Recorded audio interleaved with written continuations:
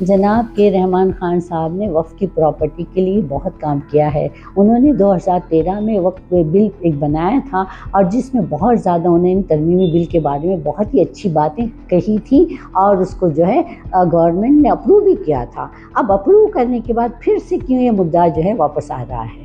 تو یہ نہیں ہونا چاہیے۔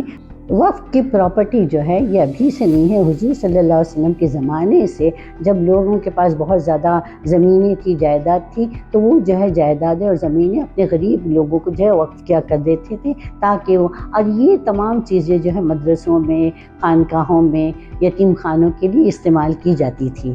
تو یہ جو ہے بہت ہی ایک اچھی بات تھی کہ حضور صلی اللہ علیہ وسلم کے زمانے میں اس کی شروعات ہوئی تھی۔ لیکن اب جو ہے جاتے جاتے لوگوں نے وقف کی پراپرٹی پر بھی لالچی نظر ڈالنا شروع کر دی ہے اور یہ بہت ہی غلط ہو رہا ہے، نہیں ہونا چاہیے۔ نہ اس کو سیاسی مدعا بنانا چاہیے، نہ اس کو ذاتی مدعا بنانا چاہیے۔ جن لوگوں کے پاس پراپرٹی ہوتی، خود میرے جو ہے میں ذاتی کہوں گی کہ میری بھی ان لاز کے پاس بہت زیادہ پراپرٹی تھی گلبرگہ میں، تو انہوں نے پراپرٹی یتیم خانوں کے لیے وقف کر دی۔ تو جب ایک بار وقف کر دیا، یعنی آپ نے دے دیا، اللہ کی راہ میں آپ نے خیرات کر دیا، تو اس کے اوپر آپ کسی کا بھی کوئی حق نہیں ہوتا ہے۔ اس کو جو ہے بہت ہی زیادہ ایمانداری کے ساتھ، نیک نیتی کے ساتھ اس زمین کا، اس جائیداد کا استعمال ہونا چاہیے۔ اور اگر ایسا نہیں ہو رہا ہے تو آپ صرف دنیا میں نہیں بلکہ آخرت میں بھی مرنے کے بعد اللہ کو جواب دہ ہے۔ یہ بہت ہی غلط ہو رہا ہے، جو کچھ بھی ہو رہا ہے اچھا نہیں ہو رہا ہے۔ نہ پولیٹیشینز کو اس کو سیاسی مدعا بنانا چاہیے، بلکہ کہہ دینا چاہیے کہ یہ پراپرٹی وقف کی ہے۔ اب دیکھیے، سب سے بڑی پراپرٹی جس کے اوپر لوگوں کا بہت زیادہ دھیان چلا گیا ہے وہ امبانی کا جو بہت انٹیلیا جو ہے وہ وقف کی پراپرٹی پہ ہے۔ ایک زمانے میں وہ پراپرٹی انہوں نے کسی سے بہت ہی کم قیمت میں خریدی تھی۔ آج اس پراپرٹی کی قیمت جو ہے 85,000 کروڑ ہے۔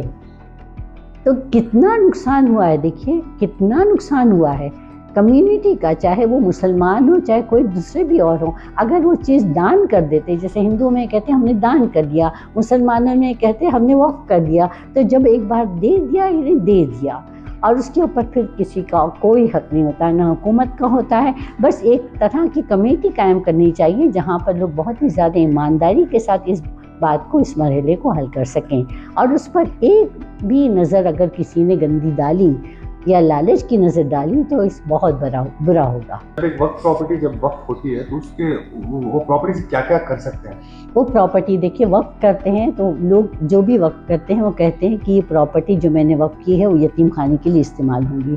بعض لوگ کہتے ہیں یہ پراپرٹی پر مدرسہ بنایا جائے گا، لوگ جو ہے بچے جو ہے غریب بچے یہاں پر تعلیم حاصل کریں گے۔ بعض جو ہے وہاں پر خانقاہیں بنائی جاتی، خانقاہیں یعنی غریب اور یتیم بچے جہاں پر رہتے ہیں ان کی جو ہے کھانے پینے کا انتظام کیا جاتا ہے اور ان کی تعلیم کا انتظام کیا جاتا ہے، یا دینی ہو یا دنیاوی ہو۔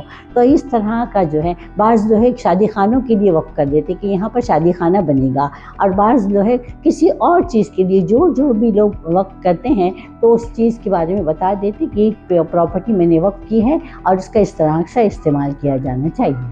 اگر بل پاس ہو گیا تو بہت برا ہوگا۔ جنہوں نے خاص طور پر مسلمانوں نے جو اپنی پراپرٹی وقف کی ہے، وہ ایسے لوگوں کے ہاتھ میں، مطلب اس کا جو ہے فیصلہ وہ لوگ کریں گے جو نان مسلم ہے۔ وقف کی پراپرٹی مسلمانوں کی صرف مسلمان ہی دیکھ سکتے ہیں، جو ان کا صاحب ایمان ہونا، صاحب اسلام ہونا ضروری ہے۔ اور اگر ایسے لوگوں کے ہاتھ میں چلی جاتی ہے تو وہ جو بھی چاہے وہ فیصلہ کر سکتے ہیں اس کے بارے میں، اور اس پر جو ہے پھر کسی کا بھی حق نہیں ہوگا۔